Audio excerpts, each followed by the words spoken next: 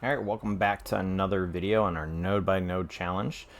We've gone through a bunch of nodes so far, and if you haven't been following along, we're going through every single node in the shading workspace within Blender 4.3, and we're going to be sharing how to use them, what they are, and just basically some common ways that other people are using them.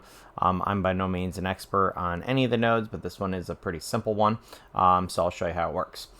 So value node is basically an input value of any number from 0 to pretty much infinity. I don't know that there's a limit to how high it can go, but basically it's 0 and up, and you can even go negative if you need to, and it can be used as an input for one or multiple nodes.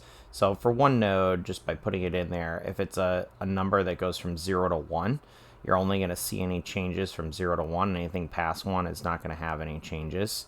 So that's why it just basically gets up to 1, and actually gets a little bit brighter after 1, but what you notice is that this really is only going to go up to 1 roughly. The metallic, same thing. This is just going to go 0 to 1.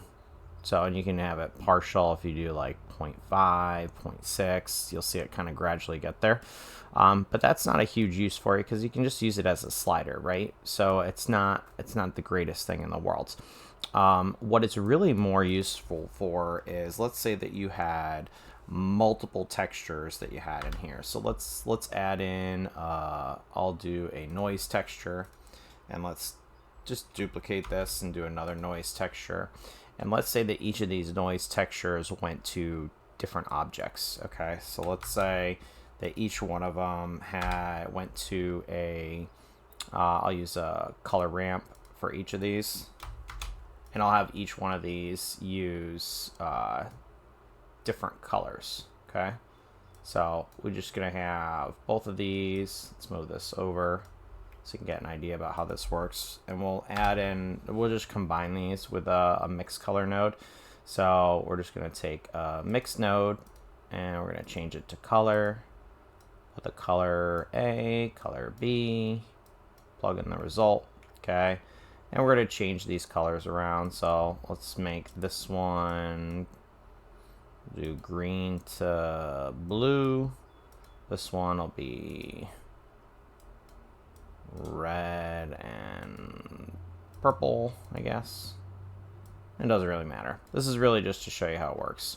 And we're gonna pump up the noise textures a little bit. Okay. Now let's say you're like, all right, well, I want to keep the noise level the same in both of these. I don't want them to change too much. What you can do is you can actually plug value into the scale of both of these. Okay, and you can control them to be equal with one node. And that's really the usefulness of this, is the fact that you can take this and plug it into 1, 2, 3, 4, it doesn't matter. You can use this for as many nodes as you want and create a single value off of it.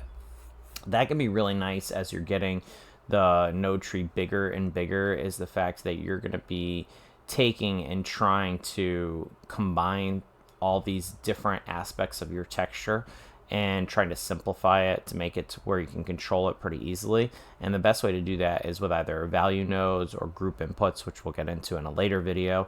But basically, this is a real simple way to be able to combine and use the same value for multiple nodes. So that's the best way to use it outside of just using it for a single input. So hopefully that makes sense. Super easy node to use, definitely worth trying out. And if you have questions, let me know. Otherwise, continue to watch my videos, like, follow, and share, and I will be updating more. Thanks.